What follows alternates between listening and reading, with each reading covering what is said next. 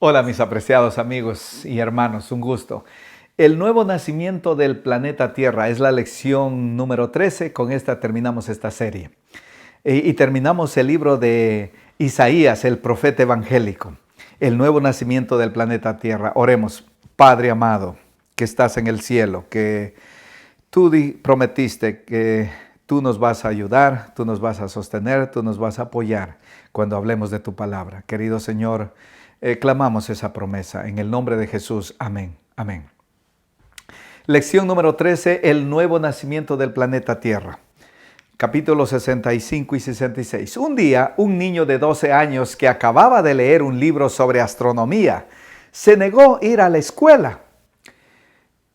Su madre llevó al niño al médico de familia, quien le preguntó: Guillermo, ¿qué te pasa? ¿Qué te pasa?, le dijo el doctor. ¿Por qué ya no quieres ir a la escuela? Porque, doctor, leí en este libro de astronomía que un día el sol se quemará y toda vida de la tierra se desvanecerá. No veo ninguna razón para hacer nada si al final todo se extinguirá. Eso no es asunto tuyo, exclamó la madre histérica.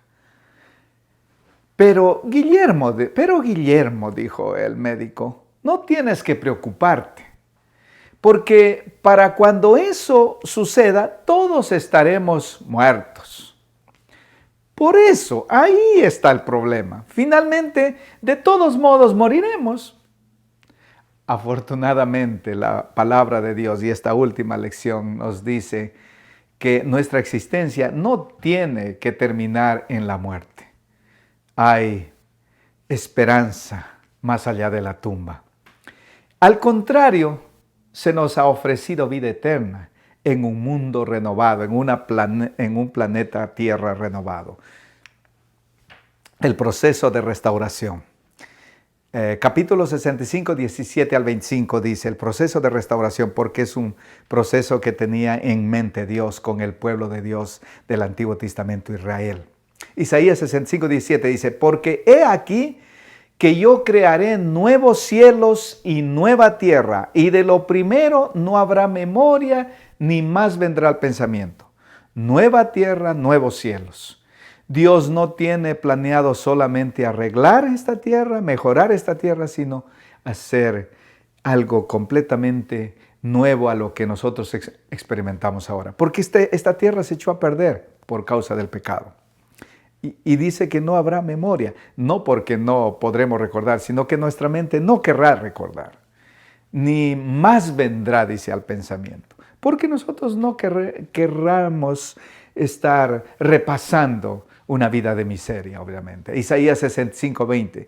No habrá más allí niño que muera de pocos días. Esto es interesante. ¿Cómo va a haber muerte? No habrá más allí niño que muera de pocos días, ni viejo que sus días no cumpla. Porque el niño morirá de 100 años y el pecador de 100 años será maldito. Interesante. Habla de muerte, habla de maldito todavía.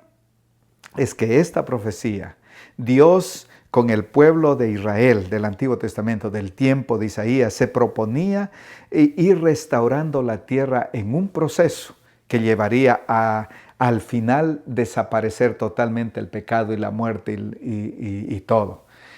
Así que aquí lo que está mencionando es que en la tierra nueva, después de que ellos regresarían de Babilonia, en Jerusalén, en Palestina, ellos no tendrían mortalidad infantil, sino que ellos tendrían muchos años para vivir. Esa es la idea, digamos que iría mejorando, pero al final, obviamente, aunque viviéramos 1000 años o 1.000.000 de años, si al final morimos, no es totalmente la solución, porque Dios puso eternidad en nuestro corazón. En realidad, nosotros anhelamos eternidad. Isaías 65, 21 dice: edificarán casas y morarán en ellas, plantarán viñas y comerán el fruto de ellas. En otras palabras, no plantarán casas y luego cuando venían los enemigos los invadían y los llevaban y no vivían en ellas. Y las viñas las comerán de ellas, no como cuando los llevaban cautivos y otros aprovechaban.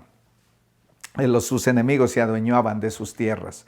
Isaías 65, 25, a eso se refiere. El lobo y el cordero, sin embargo, aquí Aquí ya hay una dimensión la cual nunca se iba a cumplir con Israel literal, nunca se iba a cumplir. Porque de hecho ellos no cooperaron, digamos, en el plan que Dios tenía de ir restaurando la tierra hasta finalmente que no haya pecado y no haya muerte.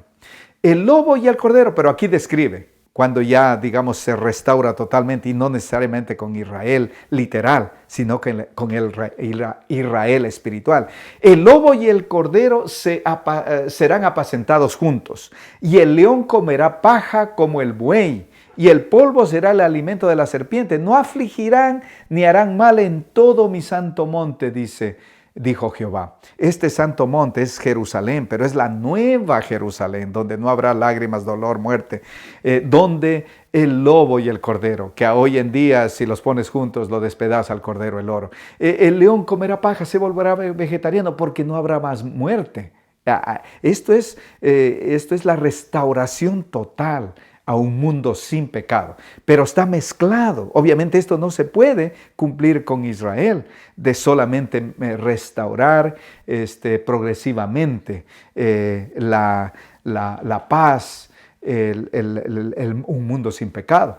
No, esto ya describe cuando no existe más pecado. El imán de esa restauración que Dios les prometió, la haría en proceso. El imán de restauración, ¿cuál sería? Isaías 66, 1 al 19.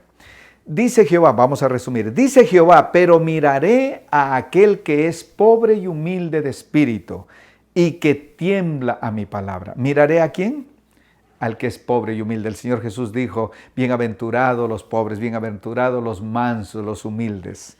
De eso trata, espiritualmente hablando, al pobre y humilde, no literal, pobre literal, y humilde de espíritu, por eso dice, y el que tiembla mi palabra. ¿Quién es ese que tiembla la palabra de Dios?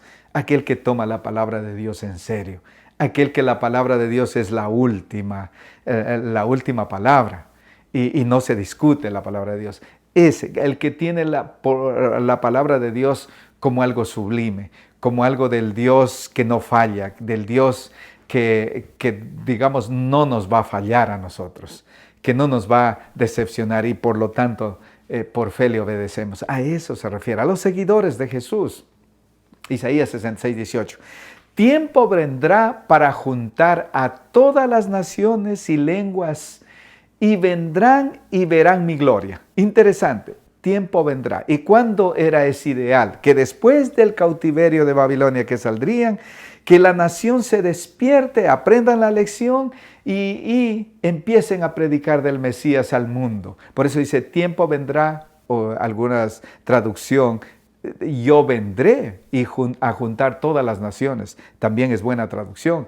Las naciones y lenguas, todas las naciones y lenguas, y vendrán y verán mi gloria esas naciones. Ese era el ideal de Dios con el Israel literal, con la iglesia del Antiguo Testamento.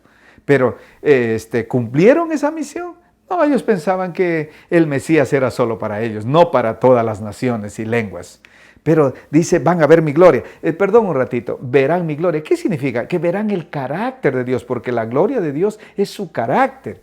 Verían su carácter. Ahora, Isaías 66, 19 dice, y pondré entre ellos señal, y enviaré de los escapados. ¿Y quiénes son esos escapados? Son el remanente que quedó, que regresó de Babilonia, del cautiverio.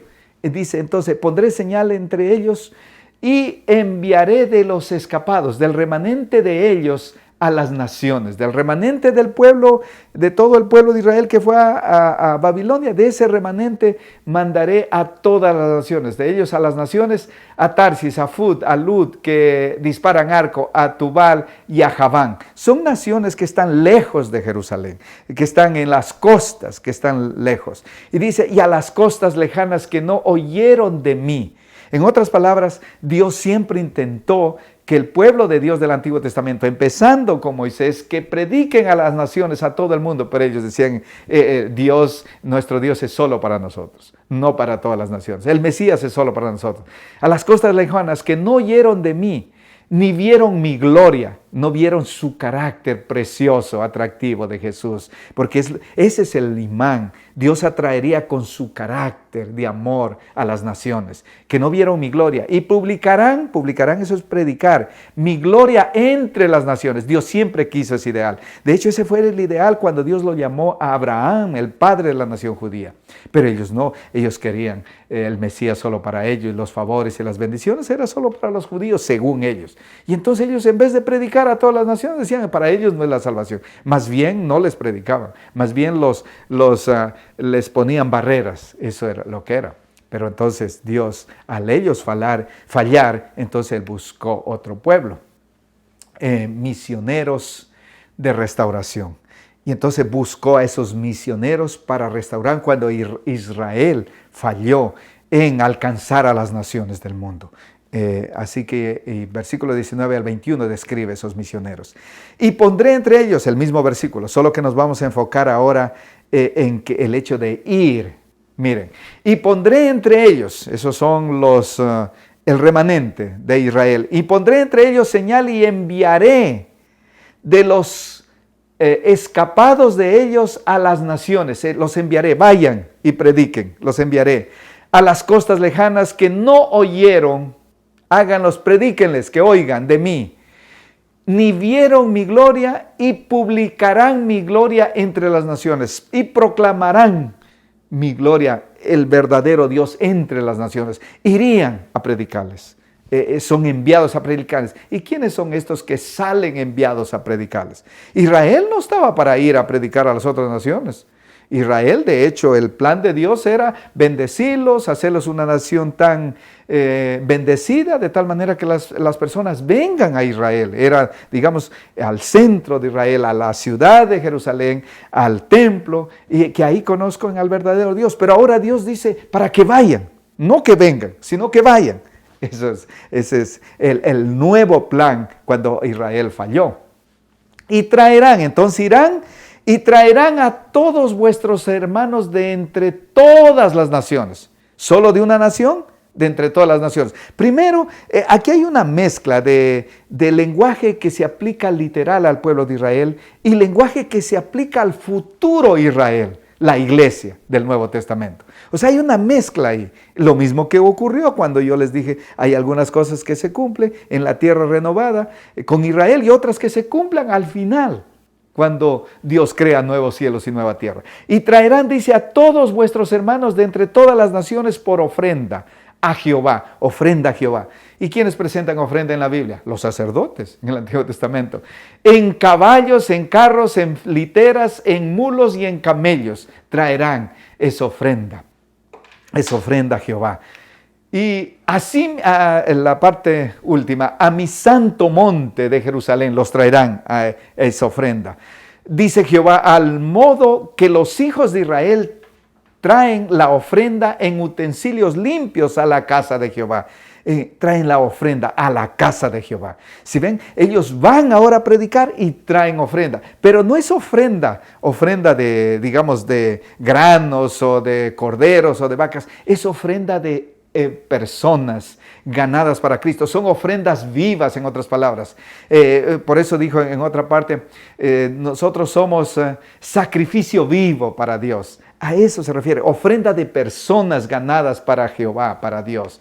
A eso se refiere aquí. Y tomaré también de ellos para sacerdotes y levitas, dice Jehová. ¿Y cuáles son ellos? Ellos son el remanente. El remanente que dice, tomará de ellos para sacerdotes. ¿De quiénes? De esos ganados de todas las naciones, no necesariamente solo israelitas, de ellos, de los gentiles, en otras palabras, de todas esas naciones, tomaré de ellos para sacerdotes y levitas, dice Jehová. Como sacerdotes los tomaría. Sacerdote de todos los creyentes, en otras palabras. Mas vosotros sois, y esto se cumple, ¿cuándo se cumple esto? En el Nuevo Testamento, obviamente, que son sacerdotes ya no necesariamente del orden de Leví o del orden o de Aarón, descendientes de Aarón, o del linaje de Leví, no. ahora de todas las naciones, de entre ellos, de entre todas las naciones, tomarás sacerdotes para mí, dice.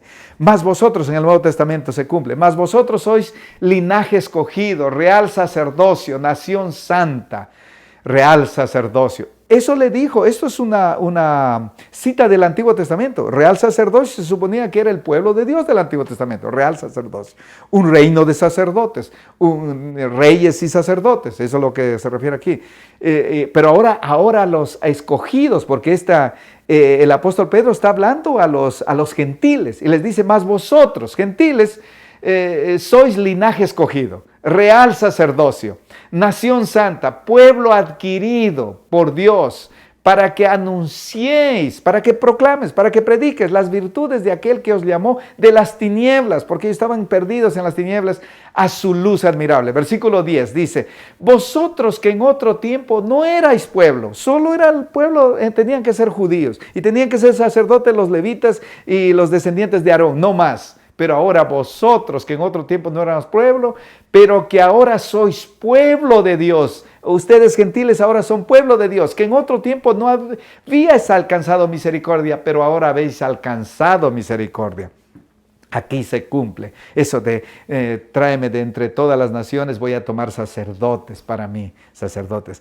Aquí en el Nuevo Testamento se cumple de todas las naciones. No se necesita ser de una raza ni siquiera judía, ni menos de la tribu de Leví para ser sacerdote, o menos de descendiente de Aarón para ser sacerdote. Sino si somos creyentes en Cristo, somos, digamos, de ese nuevo sacerdocio en Cristo. A esto se refiere. Este es, digamos, los gentiles. Ahí había una profecía entonces ahí en Isaías sobre eso.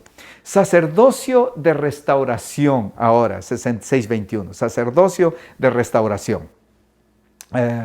El versículo 21 especial dice, y tomaré también de ellos, otra vez porque les quiero explicar otra parte, el mismo versículo 21, y tomaré también de ellos para sacerdotes y levitas, dice Jehová, sacerdotes y levitas, de ellos, ¿de quiénes? ¿Cuál era ideal? De entre las naciones, pero aquí sacerdotes y levitas, pero ya no son levitas y sacerdotes de la tribu de Leví literales, sino espirituales, a eso se refiere, de ellos. Porque Él es nuestra paz, Efesios 2:14, hablando de los gentiles.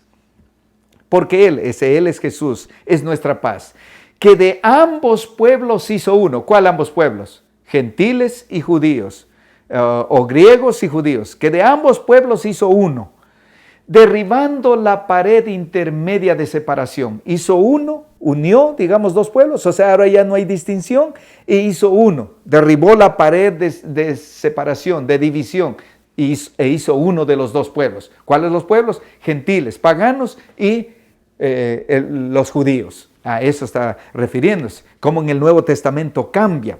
Y por eso dice Gálatas 3:28, ya no hay judío ni griego, ya no es importante de qué raza eres.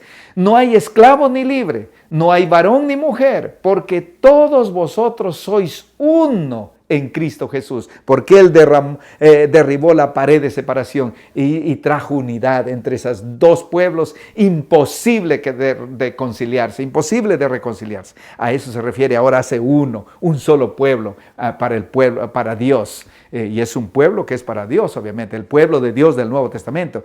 Y si vosotros sois de Cristo, Gálatas 3:29, y si vosotros sois de Cristo, ciertamente linaje de Abraham, eso significa descendientes de Abraham, sois gentiles. Está hablando a los gentiles, aquí a los Gálatas. Linaje de Abraham sois y herederos según la promesa. ¿Cuál es la promesa? En ti serán benditas todas las naciones. En su simiente, en Cristo, serán benditas todas las naciones. Significa la salvación que traería Cristo. ¿Para quién? Para todo el mundo. No solo para judíos, sino para gentiles. A eso se refiere, linaje. Y me seréis, por eso, en el Nuevo Testamento, debido a que Israel cuando tenía que hacer esa obra de predicar a todas las naciones, sin embargo no lo hizo. Cuando vino Jesús, en lugar de aceptarlo, más bien lo persiguen y lo rechazan. Y entonces Jesús, aquí en Hechos de los Apóstoles, en Mateo 28, ahí les dice, id y predicar a todas las naciones. ¿A quién? A la iglesia, a sus discípulos, ese remanente que sacó de ahí. Porque la mayoría no creyó, pero sí hubo un remanente que eran judíos mismos. Los discípulos todos eran judíos. Y les dijo así, y me seréis testigos. Y me seréis testigos, les dice a sus seguidores antes de ascender al cielo, en ese día. Y me seréis testigos en Jerusalén, en toda Judea, en Samaria y hasta lo último de la tierra. Empezando con Jerusalén hasta lo último de la tierra, todas las naciones, en otras palabras.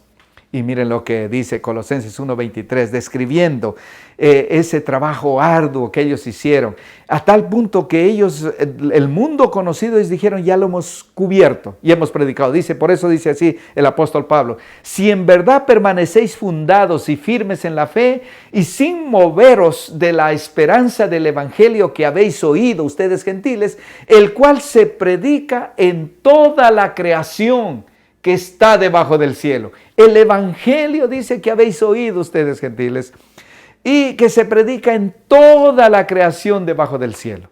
Para el apóstol, para los cristianos del primer siglo, para los apóstoles, para el apóstol Pablo, ellos habían predicado con qué denuedo, con qué fervor el evangelio, a tal punto que ellos habían cubierto todo lo que ellos alcanzaban a ver y viajar. Pero obviamente América no se había descubierto todavía a ese tiempo. No sabían que existía América. Así que, pero lo que ellos conocían, ellos habían predicado el evangelio y él ya se ha cubierto el planeta entero del evangelio. Y hemos llenado el planeta entero del evangelio. Eso es lo que dicen. Eso es lo que, el éxito, digamos, en el primer siglo. En el primer siglo no pasaron ni 100 años. Alrededor de unos 30, 50 años habían cubierto todo lo que los territorios que ellos podían alcanzar. A pie en ese tiempo, obviamente. Primera de Timoteo 3:16, e indiscutiblemente grande es el misterio de la piedad. ¿Y cuál misterio de la piedad? Dios fue manifestado en carne. El hecho de que Dios hizo hombre en Jesús y fue a la cruz del Calvario, que se encarnó, Dios Todopoderoso se hizo limitado criatura, se hizo una persona como nosotros, es un misterio, es un misterio, es un misterio. Pero no solo eso, grande es el misterio de la piedad. Dios fue manifestado en carne, predicado a los gentiles, es otro misterio. Porque para los judíos no hacía sentido ellos predicar a los gentiles, a los paganos. Para ellos no es la salvación, es para los judíos. Entonces, es un misterio que se reveló entonces en Cristo, que se reveló, digamos, al ver Jesús enviándolos a predicar a los gentiles. Es un misterio que ellos no podían entender, que se les reveló. Un misterio es algo que estaba oculto, pero que se es revelado. Y aquí está revelado. Predicado a los gentiles, que para ellos era inconcebible que a los gentiles había que predicarle. Creído en el mundo, que el evangelio, para ellos los gentiles no tenían esperanza, los paganos no tenían esperanza, sumidos en la idolatría, sumidos en el pecado, sumidos en sus costumbres, ellos no van a creer, pero aquí creído el evangelio con los gentiles también. Es un misterio que se reveló, que se aclaró en el primer siglo y que claro, para nosotros llegó hasta nosotros, ¿no es cierto? Que no somos judíos, que somos gentiles y que hemos creído también. Es un misterio definitivamente, como personas como tú y yo sumidos en el pecado, sin ganas de la salvación, sin ganas de seguir a Jesús, sin embargo, hemos creído. Es un milagro de Dios, es un misterio, por eso. Restauración final y total. 66, 22 al 24. 66, 22 al 24 de Isaías. Porque como los cielos nuevos y la nueva tierra que yo hago permanecerán delante de mí, dice Jehová, así permanecerá vuestra descendencia y vuestro nombre. ¿Qué permanecerá? Cielos nuevos y tierra nueva. Dios va a crear este mundo otra vez, perfecto como el Edén. Y van a permanecer para siempre. Pero no solo la tierra, el planeta en sí, sino los seres humanos. Por eso dice, ustedes también van a permanecer para siempre. Vuestra descendencia, ustedes y sus descendencias, para siempre. No solo restaura el planeta, sino también a los que habitan el planeta, obviamente. Isaías 66, 23. Y sucederá que de mes en mes y de sábado en sábado vendrán todos a adorar delante de mí, dijo Jehová. De mes en mes. Otras versiones dice de luna nueva a luna nueva. luna nueva. Y eso cuando dice luna nueva está relacionado, conectado con sacrificios. ¿Como sacrificios en la tierra nueva? ¿Muerte? No va a haber. Es que, digamos, no solamente, como es de mes en mes, no tiene que ver necesariamente con muerte, sino tiene que ver con vida más bien. Ahorita vamos a ver. Y de sábado en sábado, vendrán, dice, a adorar delante de mí de sábado en sábado. Es que el sábado fue creado para adorar, de hecho. El centro del sábado es adoración, uno de sus temas principales del sábado, para adorar delante de mí de Jehová. Pero de mes en mes, adorar también, las lunas nuevas eran para adorar, era conectado con los sacrificios, no necesariamente adoración. Pero entonces, ¿con qué está conectado de mes en mes y sábado en sábado, o de luna nueva a luna nueva? Apocalipsis 22:2 nos aclara. En medio de la calle de la ciudad y a uno y al otro lado del río está el árbol de la vida. El árbol de la vida tiene que ver con vida, les dije. Que produce 12 frutos. 12 frutos, 12 meses, dando cada mes su fruto. Y las hojas del árbol eran para sanidad de las naciones. Como dice, cada mes da su fruto. 12 frutos por eso. Un fruto por cada mes. Tiene que ver con eso. Tiene que ver con vida. Tiene que ver con restauración total. Porque nosotros el pecado habrá hecho mella profunda en nuestro ser. Y entonces Dios con el árbol de la vida irá restaurando a nuestra estatura original que Dios tuvo en el jardín del Edén para la raza humana. Me refiero a nuestro estatus con mentes, ojos, todo, digamos, agudo, más poderoso que lo que ahora conocemos. A eso se refiere. Aquí tiene que ver con vida, restaurar la vida, restaurar la salud. Ahora, Isaías 66:24 dice, y saldrán y verán los cadáveres de los hombres que se rebelaron contra mí, porque su gusano nunca morirá, ni su fuego se apagará y serán abominables. Dice, los hombres que se rebelaron contra mí, su gusano nunca morirá. O sea, Dios promete vida eterna a los gusanos, que nunca morirán. Dios promete vida eterna al perdido, que nunca van a morir. Esto hay que interpretarlo a la luz del resto de la Biblia. Esto es, digamos, un lenguaje como temporal, que se mezcla con lenguaje eternal. Un gusano nunca, digamos, va a comer un cadáver. Es un cadáver sin que se acabe, obviamente. Los gusanos, una vez que se acaban de comer un gusano, ya no tienen que comer. Los gusanos se acaban de comer un cadáver, ya no tienen que comer. Tiene que ver con eso. O sea, hay mucho que cortar aquí, digamos, para no darle una interpretación errada. Y el fuego que nunca se apaga, el fuego que nunca se apaga en la Biblia, si tuviera tiempo, obviamente tomaría una hora explicarles esto. El fuego que nunca se apaga es fuego que nunca se apaga mientras se está consumiendo lo que debe quemar. A eso se refiere. No a que quema por la eternidad, no existe tal cosa. En algún otro tema yo les puedo explicar eso. Apocalipsis 21:4 dice, enjugará Dios toda lágrima de los ojos de ellos y ya no habrá más muerte. Aquí se completa el cuadro, ya no habrá más muerte. Ahí menciona de muerte, de cadáveres.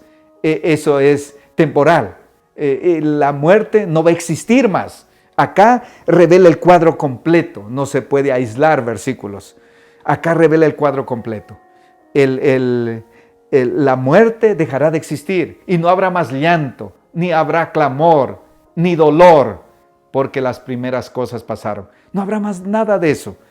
No estarán, digamos, siendo quemados por la eternidad, algo así como hay una teoría. No hay tal cosa. En algún rato estudiamos de eso. Y la muerte y el Hades, de hecho, fueron lanzados al lago de fuego.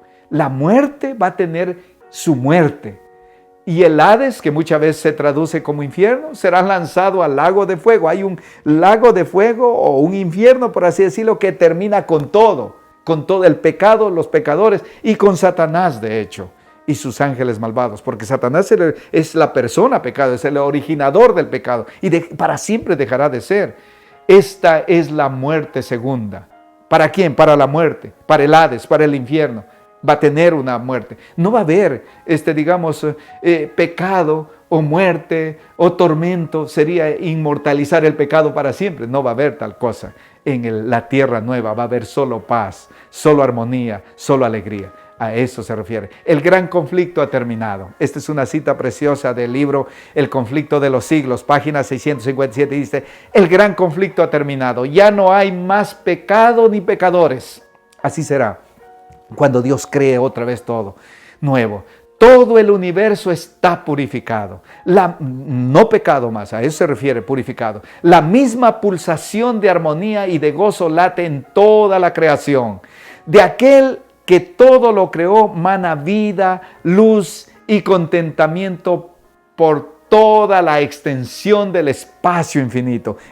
De Dios emana todo eso. Desde el átomo más imperceptible hasta el mundo más vasto, todas las cosas animadas e inanimadas declaran en su belleza sin mácula, sin pecado y en júbilo perfecto que Dios es amor.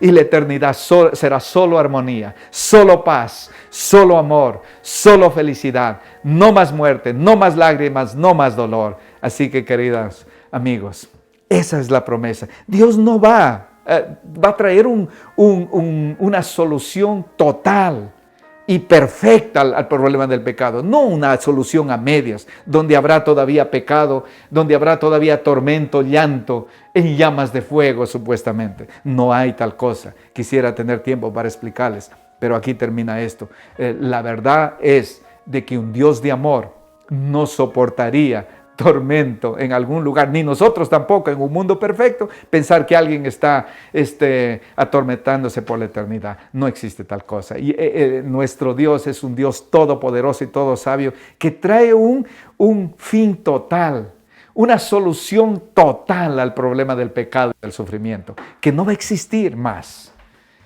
Así que podemos vivir felices, tranquilos, en que nuestro Dios es un Dios que tiene soluciones infinitas y para siempre. Oremos, amado Padre. Gracias, querido Señor, por tu palabra. Gracias porque tú eres un Dios sabio y todopoderoso, que no vas a dejar hilos sueltos para que surja a lo mejor otra vez el pecado. El pecado para siempre dejará de ser, como dice tu palabra. Gracias, querido Señor. En el nombre de Cristo Jesús lo agradecemos por tus soluciones totales. Amén y amén.